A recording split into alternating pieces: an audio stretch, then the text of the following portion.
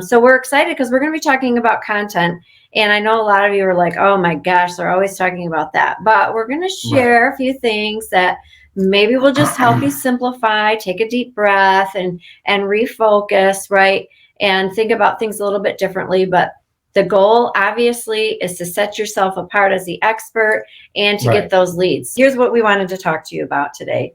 Content gives you that level of expertise, okay? Not in terms of, oh my gosh, I got 80-something thousand views and that's why I'm the expert. No, because I created content that was helpful and served my ideal client. But when you create something online, it's, first of all, a lot of people, I know you're going to hear, well, blogs are old, people don't blog anymore and all that, but it's really not true, because you have to post something online, period. And a blog stays online forever. Right. And so and videos stay online forever too. So we always want you to do video too, but some of you are afraid to do video.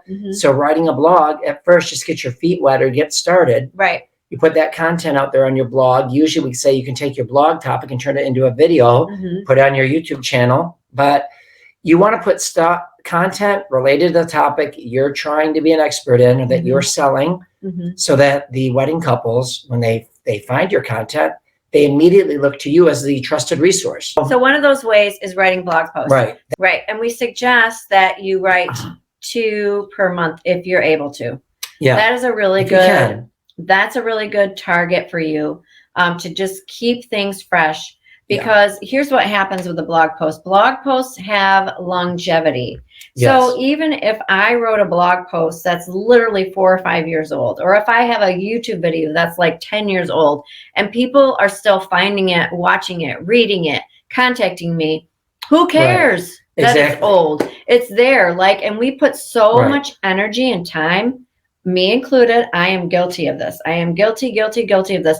I put so much energy and time into social media, which is important. We do need to do that. But that is not going to bring me a lead. That post that I'm sharing today on Instagram likely isn't going to bring me a lead a year from now, or 2 years from now, or 5 years from now. But a blog or a video post that I make will bring me a lead in the future. So you understand, like, it doesn't matter if you have 2 views on your video or blog or 2,000 views. It doesn't matter. All that matters is that what you're creating is exactly what your client is looking for. And it's an answer to a problem that they're searching for, which will lead them into becoming your customer. But, you know, obviously, the more numbers you have, the greater chance you have generally of getting leads. But sometimes it doesn't take that. If you write something specific enough that's really like clear, and you're just like, okay, I'm going to write this something like, literally, I'm thinking about 5 people while I'm writing this, like 5 people who really, really want to know the answer to this. I'm going to write about this, and those people are going to find it, and they're going to be like in with you, right? They're going to hire you because they trust you. But blog posts, definitely, if you can, try to create 2 per month and think about it from that place of this is going to have longevity. The way it works with Google is always sending their robots out to crawl people's websites and look for new content, because Google is always trying to find some content that will match with the questions that people type in. So one thing on a blog post that I do always recommend is whatever title you make your blog post, make it sound like an answer to a question. For example, you could put something like, you know, how to find the best destination wedding resort. So when you're doing a blog, you're going to, the titles are very Google friendly. Google looks for the titles in your blog post. And if it's something that answers a question, they're going to start showing your blog post to people that are searching that. That's a beautiful thing, because now you've got the perfect combination of somebody looking for what you're offering. And then they find your stuff, and hopefully they'll keep reading your stuff and checking out your website and your social, and eventually see you as the expert and contact you. And then they're already pre-sold to hire you. And that's what you do. When you create content, you are pre-selling yourself without selling. When you're creating interesting content that solves their problem or helps give them some type of answer to the question, they don't give crappy emails for that. They want that information. If it's in your lead magnet, because that's the other thing. Once they read a few of your blog posts, they're probably going to find your lead magnet if you put it on your website like we tell you to. put it in your social. They're going to find your lead magnet. And if they trust you, they're probably going to put their name and email in for that, the good one, so that they actually get it in their inbox. And don't be afraid to be really creative with what types of content you're putting out there, because people go to Google for all kinds of very specific things, right? So you can write something specifically about a room category at a specific resort. Sometimes, you guys, specific is the best because they call that, there's something in the industry called long tail keywords. What that means is everybody's could have a title like Destination Wedding Resorts, millions of. That's been done millions of times. You'll drown in that. Right. That's a short tail keyword. Or, you know, have a great honeymoon, short tail. But if you were to say how to have an amazing honeymoon in the Riviera Maya, Mexico, that is a longer tail keyword. It's more specific. You stand out from the competition, and then Google begins to start matching. I have 3 different ideas here, and we can even show you how to be more specific in these titles. Okay. So one idea for a blog post title would be how to plan your destination wedding in 6 easy steps, or 5 or 3, or however many steps you want to use. Right. But you could, to make this a little bit more specific, a little bit more honed in, you could say how to plan your Mexico destination wedding, or your Jamaica destination wedding, or your Caribbean, or your Catholic, or your or you could even say how to plan a destination wedding in Jamaica in 6 easy, how to plan your destination wedding in Jamaica in 6 easy steps. That makes it a longer tail keyword. And then, you know, the people that read that article are looking for that. They're looking for a destination wedding in Jamaica. They're looking for a destination wedding in Mexico. It's not just this vague, generic, you know, type of title. And then another good one would be that you could kind of elaborate on would be like 7 or 6 or 5 or however many you want to share, amazing locations for your destination wedding. Again, you could say in Mexico, in the Caribbean, in Jamaica, in Tahiti, in, you know, France, or wherever you're, you know, or you could say for your Catholic destination wedding, for your South Asian or Indian or Jewish or whatever. You can get really specific.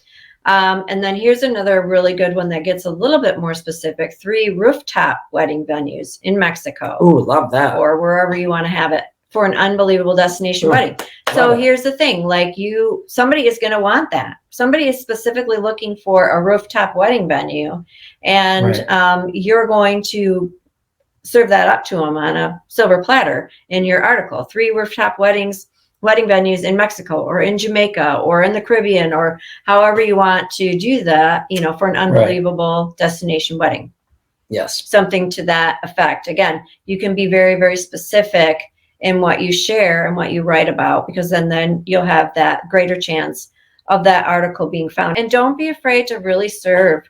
You really have to understand who your ideal audience is and what it is that they need, what it is that's holding them up, what it is that they're searching for. And don't be afraid to serve that to them, and be giving. Be like, hey, even though I'm like literally sharing 5 resorts, like one of my top videos, other than this one that we talked about earlier, that actually did bring in quite a few leads. So I just want you to, so 72,000 views on this video. It was just me voiceover with a PowerPoint presentation. And I talked about the top 7 resorts for a destination wedding. And I'm giving them the answer to their question: where should I go to get married? I'm spoon feeding them 7 places. But what did I do? I still got leads. I still got business. I made a lot of money.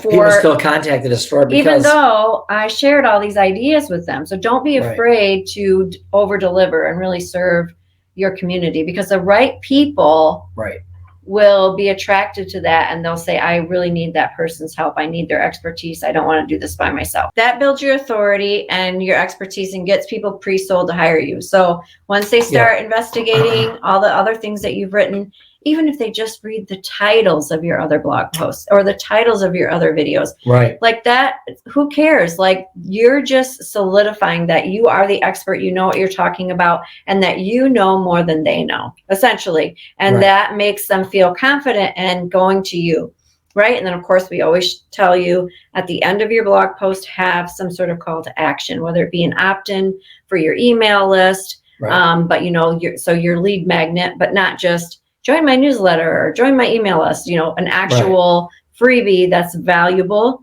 So have that. Or if it makes sense at the end of your blog post to say, hey, you may want to schedule a consultation with me. Like if that's the call to action you should have, put it on there. So always have a way for people to contact you after they read your blog, after they watch your video. You've got to give people an open door, because then you will miss out if you don't give them an opportunity to work with you. You're not selling yourself. It's just like, hey, if you're here watching this, if you enjoyed the video, if you would like some help figuring this out, feel free to schedule a 30-minute free consultation with me. I have a couple spots left for the month of March. So click below and schedule a consultation with me, and we'll get you going, moving forward in your planning. Right. And then use your blog post as that foundation of the content. A lot of people get nervous about, what am I going to talk about on my social media? Well, if you have a blog post written, you can just take pieces of that and share that. It's all just like you're backing up what you've already talked about, right? In just various different ways. You can talk about little pieces of it on your Instagram stories if you want. You can make your Facebook and Instagram posts with it. So it serves as a good foundation for you to draw from. So you're not like just floundering around wasting time trying to come up with new content all the time, where you feel like I got to do this and then this, and it's all separate. No, it's all combined. It's all connected.